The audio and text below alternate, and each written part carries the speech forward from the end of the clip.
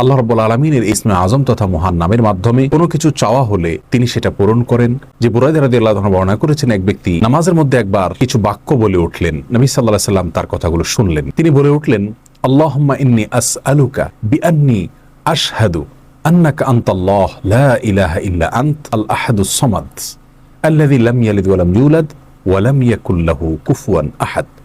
যার অর্থ হলো, হে আল্লাহ, আমি আপনার কাছে প্রার্থনা করছি এ মর্মে যে আমি সাক্ষ্য দেই আপনি আল্লাহ, আপনি ছাড়া সত্যিকারের কোনো মাবুদ নেই, আপনি কারো মুখাপেক্ষী নন, আপনি একক, এবং আপনি কাউকে জন্ম দেননি, আপনাকেও কেউ জন্ম দেয়নি, এবং আপনার সমকক্ষ আর কেউ হতে পারে না। তার মুখে এই বাক্যগুলো শুনে নবী আলাইহিস সালাম বলেছেন, নিশ্চয়ই এই লোকটি ইসমে আজম পাঠ করেছে। ইসমে আজমের মাধ্যমে আল্লাহ রাব্বুল আলামিনের কাছে কোনো কিছু চাওয়া হলে তিনি সেটা ফিরিয়ে দেন না, এর মাধ্যমে আল্লাহকে ডাকলে তিনি অবশ্যই তাতে সাড়া দেন।